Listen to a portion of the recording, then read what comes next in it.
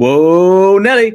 It's a Wednesday. You know what that means. I'm Dominic D'Angelo of adfreeshows.com, SEScoops.com, and hey, OneTrueSportTV.com. It's Rumor and Innuendo, and I am here with a man funnier than Tony Hinchcliffe, Mr. Roger Karplus, WE Creative _ish. Robert, you got some good jokes for us. Let's hear them. Man, way to set the bar low by comparing me to Tony in terms of who's going to be fun. I was actually literally just singing along to our theme song, like out loud, full volume, and realized I'm just walking around like, I don't know what's going on here, dude. It is a Wednesday, and you called this Tony Cringcliffe. That's like a joke he would have used. That's how bad that joke was, Don. But hey, you're home. You're back in your weird little corner of the. I don't know. For all we know, listeners, viewers, folks joining us from all around the world, like the other side of that might be like a 3,000 square foot mansion. We don't know. We just see this little corner. It's also possible he lives like Harry Potter and he's just like under the stairs in some British family's home. That was a couple summers ago, Robert, actually. Dom, let's get down to it. We got obnoxious, skinny, terrible people to talk about, and not Tony. We got the Young Bucks. Okay, well, I'm gonna make a dealer's choice. Start wherever you want to start. I don't care. Dealer's choice for you because I know you got to leave early. So, would you rather talk about the one comedian or the comedians we might see later tonight? Well, we can touch briefly on the Tony Hinchcliffe follow up, and then we can touch on the Dynamite. All right, let's do that then. So what we didn't get to tackle from yesterday was we talked about Tony Hinchcliffe and his appearance on Raw, but we didn't talk about Big E's reaction to the joke that Tony Hinchcliffe made regarding his commentary time. So apparently Big E was completely unaware of it and was not notified about the joke itself. And he said, but Big E diplomatically said, look, I'm not hurt. I'm good. I want the discourse to be had without me. Honestly, I really have no desire to weigh in on this. I didn't sign up for this. I wasn't aware of this. He did what he wanted to do. People signed off on it. Has nothing to do with me, truly. So he remained very diplomatic about it all, Robert. But obviously, a lot of people gave some feedback. Just it not being a funny joke, and it just him not being notified is just weird about that too. I thought that would have been something he would have been clued in on. Look, you don't need to. I don't think they need to. I think Big E at this point in time kind of understands his role as well as how the company feels about him. He's one of the most beloved people in the WWE. The thing that made the least amount of sense in the Tony Hinchcliffe commentary is the fact that he was siding with New Day. And within the confines of the storyline, baby faces and heels all hated New Day. That was kind of the idea that even when Logan Paul seemingly helped New Day, it was incidental. They were not the intended beneficiaries by his actions. The idea is, even if you're as reprehensible as Dominic Mysterio, you still hate the New Day. So when Tony was talking about how great New Day are and he's supporting them, it was wrong as a storyline beat. And then trying to bring up Big E for this weird kind of heel heat when you're not going to be there the next week made absolutely no sense whatsoever. But hey, that's WWE and their lack of logic. The good news is your good friends over at Fightful, whom we love, we adore the Fightful. Those that they spoke to backstage admitted that the Tony Hinchcliffe spot came across as a dud, but they also said he was very respectful of the show. It's almost as if he's getting paid a lot of money to host a roast for that company, and he doesn't want to ruin his golden goose right there, Dom. Wow, man. Well, I mean, his appearance on the show itself potentially did that in certain ways. Like I said yesterday, Robert, I don't think this is going to curry any favor of WWE fans with him and his appearance on there. Like you guys were telling me in the group chat how he was a wrestling fan. If you told me that, I would have had no idea, aside from his references to Earthquake and Typhoon. That was it. And I think, he just he did not create that identity for himself and just created something else where he feels like a big time outsider in the wrestling ecoscape, which is already a tough thing to dive into when you're a celebrity. But yes, there's celebrities who genuinely love WWE, and then there's the celebrities that are slumming it to try to get our. You're trying to cue up the Dynamite song, aren't you? No, I'm not. See your eyes moving. You're yeah, because we're I'm about to looking at the chat. we're about to talk about Dynamite. Oh, hey, I forgot about the chat. We'll say hi to the chat. Trey Owen says it's R&I Hump Day edition. Insert Blue Chewed read. Hey. Look, we're not a wind up monkey, Dre. Ooh, You don't just get to like say, hey, perform on demand. But guys, if you're looking to perform on demand and you want to have better sex, let's talk about our friends at Blue Chew. Blue Chew is the original brand offering chewable tablets. These erection-enhancing tablets help men achieve stronger, harder, and longer-lasting erections for sexual activity. Blue Chew is putting its money where its mouth is and offering you a month free. Process is simple. Sign up at BlueChew.com, consult with one of their licensed medical providers, and once you're approved, you'll receive your prescription within days. Blue Chew tablets are made in the USA and prepared and shipped directly to your door. You can take them anytime, day or night, so you can plan ahead or be ready whenever an opportunity arises. Best part, it's all done online. That means no visits to the doctor's office, no awkward conversations, and no waiting in line at the pharmacy. We're going to talk about those little pricks, the Young Bucks, but if you want your lady talking about your little prick, make life easier by getting harder and discover your options at BlueChew.com. We've got a special deal for our listeners. Try your first month of Blue Chew free.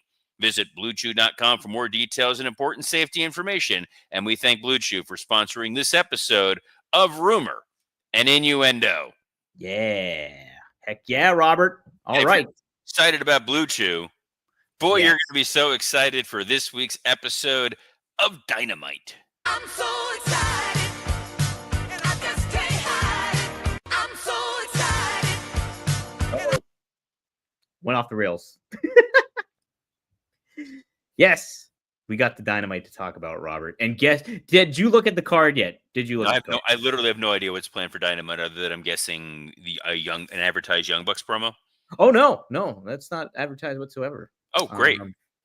At least when Fightful wrote up this preview, it was not. There's no sign of the Young Bucks on this card. I love how you're just freely admitting you're like, I was going to do my own research, but instead I just let the algorithm machine, Sean Ross Sapp, do it for me. That's it. What is on tap, Robert? It's like Mr. Beast without the sexual energy. What is on tap is what a follow-up match. We had Swerve Strickland take on Jon Moxley, okay? At the main event in Dynasty. Now we have Swerve Strickland taking on Pac. Wait, what? That's correct, Robert. Yes, Swerve is in action again, singles action. He's taking on Pac, the leader of the Death Riders. But is there a problem? What? That's what it is. What? No. I don't see the issue. I mean, the match will be fantastic. Those are two tremendous workers. It'll be really entertaining. But you would imagine when we last saw Swerve on camera, not the off-camera invitation for Booker T to flagellate himself using our friends at Blue Chew, promo code Rumor. He was being attacked by the Young Bucks and laid out, and then Moxley stole the win. That's right. Mm-hmm. And the follow-up to this is, with no context whatsoever, Swerve is going to take on Pac, the guy who tried to interfere and was unable to do so because of the ops. So it would have made sense that we would have gotten, I don't know, Samoa Joe versus Pac. Ooh, that would have been a hell of a match, by the way. Hey, well, we do get something akin to that, Robert. We do get something akin to it. We have the Death Riders, Claudio and Wheeler, taking on the Ops, Samoa Joe and Hook, in a tag action. So there is follow-up to that. Okay. My guess, my thought, my theory, my feeling here is the Death Riders may strike again during the Pac Swerve match, and maybe we'll get another opportunity for Hangman Adam Page to try to interfere. Will he save Swerve? Will he not save Swerve? I don't know. I genuinely don't care. but we're getting an Owen Hart tournament match on this show as well. I just looked at the thing now from beautiful Baltimore, Maryland. Yes, beautiful, beautiful Home Baltimore. of The Wire. Yes. Were you a fan of The Wire, and are you a fan of Jimmy's Seafood? I am a fan of The Wire. Okay. I don't know anybody who couldn't be a fan of The Wire. It's one of the Yes. best shows of all time. It's one of the best examples of storytelling, of thoughtful, logically built storytelling. Jimmy's. I've never been to Jimmy's Famous Seafood. Jimmy's Famous Seafood used to follow me on the old Twitter gimmick, Uh-huh. and then I think I made a joke about not them per se, but it may have been a joke about someone having crabs. Oh, see, that's fine. Oh, I see, thought that was fun. You never know. You never know what's gonna set somebody off or not. But I am excited to see Chris Statlander versus Thunder Rosa yes. with Tony Storm on commentary. Yes. It is an Owen Hart Foundation tournament opening match. So, yeah, I like this match. I love Thunder Rosa. I love Chris Statlander. Tony Storm should add some fun on commentary. So, yes, all for this kind of match. I'm good for it. This will be But that's fine. it then, Yeah, Robert. Tony Storm needs something. Look, Tony Storm needs something to do going into. I don't know what their next pay-per-view is at this point in time. I don't need. Oh, isn't it Double or Nothing, or am I wrong on that? It's Double or Nothing. I don't know how far out we are from Double or Nothing, or if there's a Fighter Fest between now and then. Yeah, probably something to that effect. There may be something. There may not be something, but we know Tony needs a new opponent unless the idea here is this match is going to happen and Megan Bayne is going to come out and she's going to take out Tony and Thunder Rosa, who's part of their, they were. I wasn't going to say the. I was trying to find a way to say it without saying it, Dom, because the last thing we need to do is offend the folks here. But guys, if you're worried about the odor on your thunder tits, we can talk to you about our friends at Mando. I wasn't planning on doing this, and yet somehow here we are. Mando is a whole body deodorant. It is safe to use anywhere on your body.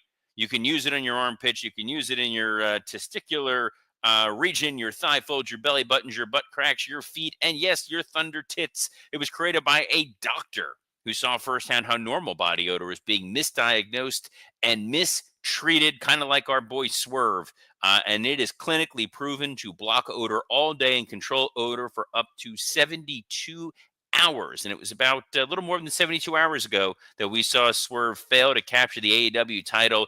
It still stings, but you're not going to stink, because all these products are baking soda free, paraben free, and they are proven to control odor better than just a shower with soap alone. Mando Starter Pack is perfect for new customers. Comes with a solid stick deodorant, cream tube deodorant, and 2 free products of your choice, plus free shipping. As a special offer for listeners, new customers get $5 off a starter pack with our exclusive code. That equates to over 40% off your starter pack. Just use code RUMOR at shopmando.com. That's SHOPMANDO.com. Please support our show and tell them we sent you. Smell fresher, stay drier, and boost your confidence from head to toe with Mando. That's right, Mando. Mount Fuji, baby. Mando, All right. I gotta go. So I will be back tomorrow at noon Eastern with Mr. D'Angelo, and we'll talk all the fallout of all the AEW Dynamite Dynasty whatnot. But I will leave you in the capable-ish hands of Mr. Dominic D'Angelo, and I wish you all best of luck in your future endeavors. Thanks, Robert. Omar's coming. Oh, he missed it. I'll have to say it at the end, too, again. Yes, you're stuck with me now. Sorry, guys. If you have some questions, feel free to drop them in here. I do have a little news stuff to share regarding the Charlotte and Tiffany fallout. A lot of fallouts happening. You have the fallout from Dynasty there. We got the Tony Hinchcliffe fallout. Now we got Charlotte and Tiffany, some news regarding them. So this was initially, I think, spoken by Wrestling Observer Radio, and then it was corroborated by Fightful. So here we go. The general consensus backstage was that Charlotte Flair went off script first, calling herself the Nepo Queen, which didn't garner much heat. However, when Charlotte began mocking Tiffany Stratton's voice, a number of people backstage felt like Tiffany Stratton needed to fight back. But that going personal to the degree without it being cleared was ill-advised. Neither the line about Charlotte's marriage nor Charlotte's Ludwig Kaiser line was cleared. Charlotte, addressing the crowd booing her directly, also wasn't planned, but was called a run-of-the-mill ad-libbing that would never get anyone any heat. Digital producers were instructed to edit the personal relationship references, and Charlotte making fun of Tiffany's voice from the YouTube editions. The general reaction backstage was some confusion when Charlotte emulated Tiffany and General OSHIT when Tiffany and Charlotte got deeply personal. There was heat on both women for the situation, which was referred to as a wreck. We didn't hear any issues backstage afterwards. Many at WWE Raw got a laugh out of Ludwig Kaiser being a good sport and playing it up. So there you go.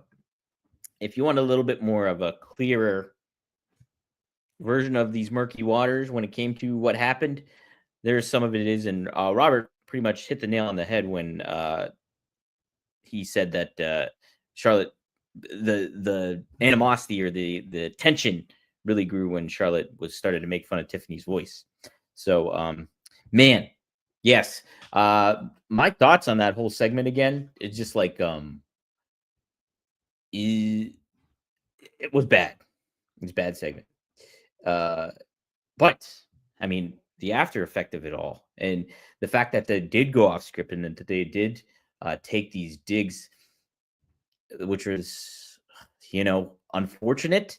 But what's it going to play into the story? Is it going to play into the story? And I think that's going to be the fascinating aspect of it all. You're blurring these lines by bringing reality into it all, whether that was for better or for worse here. So I think it got people more interested in the feud itself. I'm with Robert and with maybe whoever thinks that Charlotte just needs to embrace this heel role. It's unfortunate that they don't see her in a certain light where, wow, yeah, she's the cream of the crop. She's one of the top women talents in all of wrestling, and she's earned it. She's earned that designation, and she's talented. Like, the fact that she's Ric Flair's daughter means nothing. Absolutely nothing. How many talents have we seen come through in the WWE into wrestling, and they just fizzle out? Generational talents.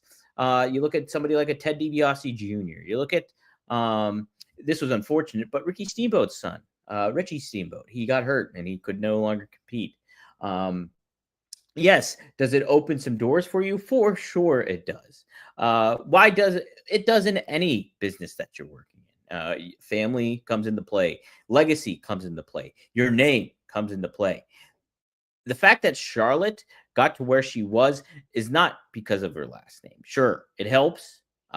It created an opportunity for her, I'm very sure. But the proof is in the pudding of what she was able to do.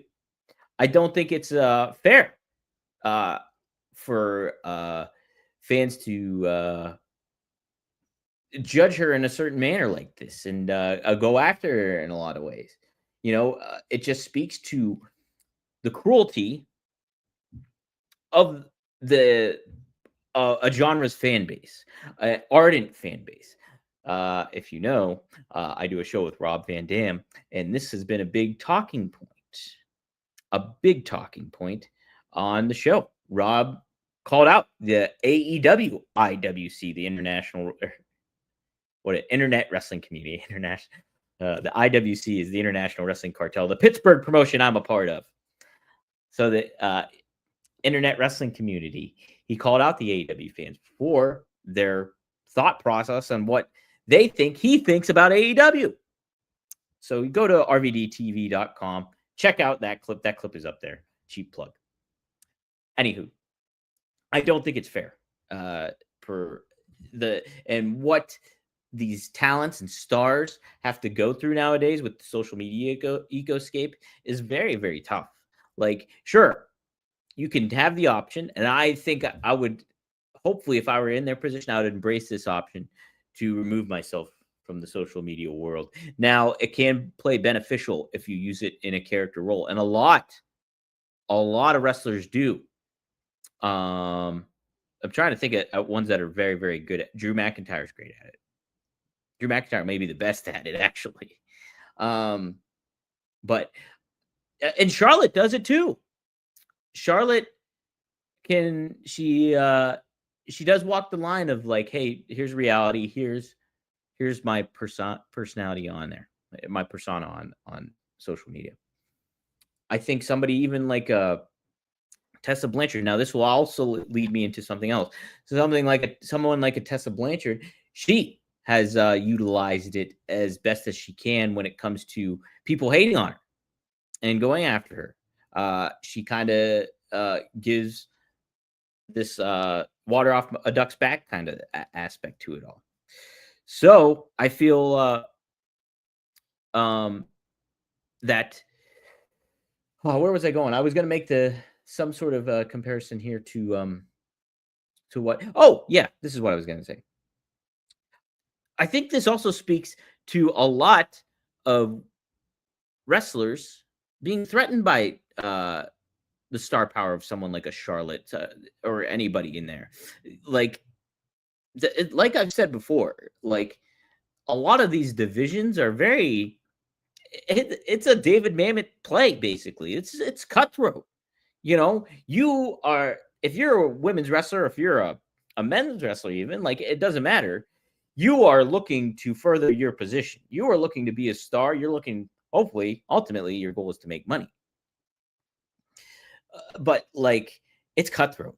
So if you see the big fish swimming around, guess who's going to be targeted? That big fish. Charlotte Flair is undoubtedly a big fish. So I think there are people like a Tessa, like a Charlotte, like you name it, that are threatened by what they've done and can do. Now, I don't think someone like Tiffany has to be threatened by her, and I don't think Tiffany necessarily was threatened by her. I think, though, that what the Fightful report was and what Wrestling Observer might have said as well, that I think Tiffany just had to defend herself. I think Tiffany's very confident in her abilities, knowing, speaking to Greg Gagne and stuff like that. I think she's well aware of how she is and who she is and the capability and potential that she has. So I don't think that this is coming into play necessarily here, but same thing. I do think a lot of women are threatened by Charlotte, her coming back and kind of doing that stuff. So that's what makes this whole thing fascinating, doesn't it? I think that's what makes the wrestling industry a lot of fun, is the competition. And that's the storytelling aspect of it all, and what we see on television, that competition. But the competition behind the scenes too is something great. Johnny, I don't know if you're referring to me or WWE is. But I do agree with you. Stop trying to make babyface Flair happen. I think she's really good as a heel. And I hope she embraces it in a lot of ways and just leans into it. Fine. You want to treat me that way? Go ahead. I have a reason to now. I'm better than you guys. I can wrestle more than you guys. Okay, Johnny Disco does say WWE, not me. So yeah, and like Dre Owen says, like, how Triple H was primarily a heel during his career. Yeah, the only thing we really get accrued from Triple H is when he returned from injury. He was a baby face. But other than that, it's just, and like, the DX stuff, the second round of it all, and the first round, they were more baby faces than they were heels. So I think Dre says too, Charlotte could be the top female heel. Just embrace it. Absolutely. Just embrace it. Just embrace it. I think the aspect of this all is, you look at stuff, I'm sure Charlotte looks at itself and be like, man, I've been gone for so long. I've been hurt. I've dealt through a lot of stuff when it comes to being in this pro wrestling business. And, I think she was genuinely appreciative of the fans in a lot of ways. And, unfortunately, the fans just didn't reciprocate in that light. And, I think she does have the capability to play a baby face, but I just think at this point, I think it's all the more reason, I think, for her to just embrace that heel thing and be like, hey, you know what? F you guys. F you guys. And, that's the funny thing too. So RVD had those comments. He aired his grievances out about the oh my God, I did it again. The internet wrestling community. And the funny thing was, now it got posted on Reddit. I don't know who did that. It got posted on Reddit, but a lot of the Redditors, they were agreeing with them. They're like, yeah, we suck. We're awful. That was the resounding feedback to that. And if you look at a lot of the video when it got posted on X, on RVD's account, and on X in general, that was a lot of the agreement. A lot of people were nodding their heads along. Yeah, the internet wrestling community is crappy. It's crappy. So, and it is. I think it is. And I think Charlotte's just got to be like, yeah, you guys suck. And I'm way better than you guys all are. And I'm better than Tiffany Stratton. I'm going to beat her at WrestleMania. So I think that is something that people can take away from it. And, I hope Charlotte does too. I hope it just becomes a fun thing more and more, and they turn something that was unfortunate into something that's a little bit more that's storytelling-esque and fun, and makes money for them all. Hey, guess what? Speaking of making money, we got to make some money here. I'm happy to have on as a sponsor too is Turtle Beach. You guys aware of Turtle Beach? Turtle Beach is awesome. So I was well aware of Turtle Beach before they became a sponsor here, but their premier video game equipment, they create stuff for that, and they were the premier name that I was well aware of. And so there's a lot of cool items, cool stuff available now on turtlebeach.com. And you can use promo code RUMOR to get 10% off what you're doing. Here, let me show you real quick. I got look at this. This is the Stealth 700. Now I'm an Xbox player, so I have this is for the Xbox S, and these are noise cancellation. I can still hear vaguely what I do. Let me make sure I have it on backwards. So here we go. Boom. So here's this. And then this baby flips down. I'm like looking at myself in the thing. So here we go. Boom. Look at that. Yeah. I look like freaking Tom Cruise, baby. Top Gun, Val Kilmer, RIP. Iceman. All right. Go to turtlebeach.com/rumor. You get 10% off your order. Use promo code rumor. But yeah, I can't speak highly of it. The audio is crystal clear on here. I suck at video games, but I use it as like a way to kind of socialize with my college buddies and stuff like that. So we play Fortnite together. No better way to chat with them than over this. It's awesome. It's seriously good. The battery life on it's amazing. Like I haven't even had to charge it yet since opening out of the box, and that's a shoot. I haven't had to yet. So go to turtlebeach.com/rumor or use promo code rumor. Get 10% off your order. Do it. This is Stealth 700 I have right here. So props to Turtle Beach. Okie doke. Let's take some fan feedback here, listener feedback, and see what we can do before we close out.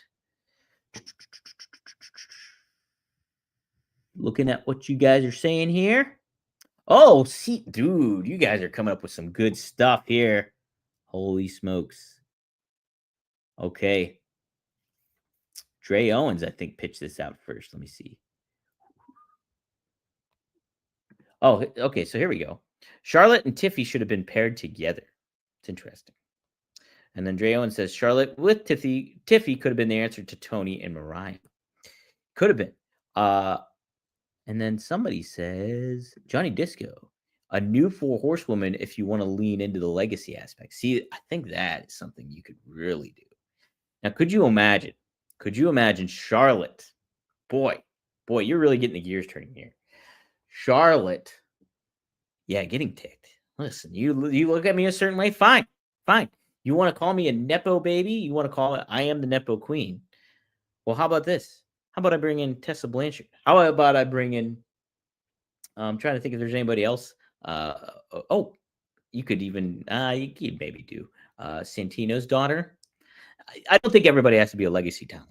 Like, you could bring in other heel women. Naomi, she's doing this heel role. Stuff like that. Get a new 4 horsewomen, legit call themselves that, and boom, you got something really cooking in the women's division. This is a great idea. Whoever, if you formulated that first Johnny Disco, props to you. If it was Dre or if it was a group effort, props to everybody in there. So I think that's a really, really cool idea. Oh, this is Dre did. Charlotte should also get a heel stable. If AW can figure out by making Mercedes a heel, W can figure out Charlotte. Absolutely. So good idea, Dre. Props to you. Fatal 4-way IC title prediction. I'm going to go with Finn. I think Finn wins it. I think they have some stuff they're going to do with him. Maybe they'll further that.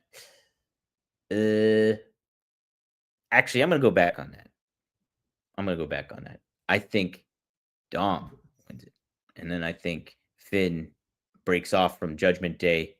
And then we get Demon Finn Balor coming up soon enough. So I pivoted on that one. Yeah, I think everybody's at it. So that's it. Some good fantasy cooking in here. That's exactly fantasy cooking. We're not fantasy booking. We're fantasy cooking. We are. All right. I think that'll do it here today. You will see me tomorrow for the fallout of AEW Dynamite, the fallout of the Fallout AEW Dynamite. And yes, be on the lookout. I'm going to do a new Cleaning Up the Dirt Sheets episode. If you're not aware of that, it is my series that I've been doing on OneTrueSportTV.com. And I talk about some of the inner workings and the drama and everything like that when it comes to the dirt sheets, working in the dirt sheets, and being part of this ecoscape of it will. So I think what a good timely one is talking about these media scrums and the questions that get asked and the perception that there is surrounding them. So that's going to be my next episode. I might record that today. And so be on the lookout for that. That'll be on OneTrueSportTV.com.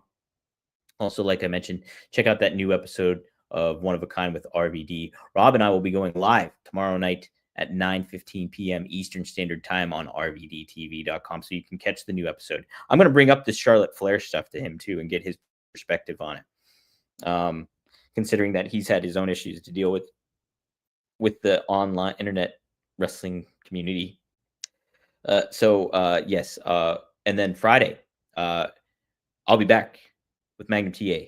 And a returning Greg Gagne is on tap as well. 4 p.m. Eastern Standard Time on FourHorsemanNetwork.com. So mark your calendars and be sure to subscribe to OneTrueSportTV.com. Subscribe to FourHorsemanNetwork.com. Subscribe to RVDTV.com. Some cool stuff forthcoming when it comes to this whole thing I'm trying to work on here with everything. But I appreciate everybody tuning in here every Monday through Friday. You can check me and Robert out here on the Rumor and Innuendo YouTube page, the Working Stiff YouTube page, Ad-Free Shows YouTube. You can also be sure to check it out on the WD Creative _ish X account, the Dominic D'Angelo X account, the SE Scoops X account as well.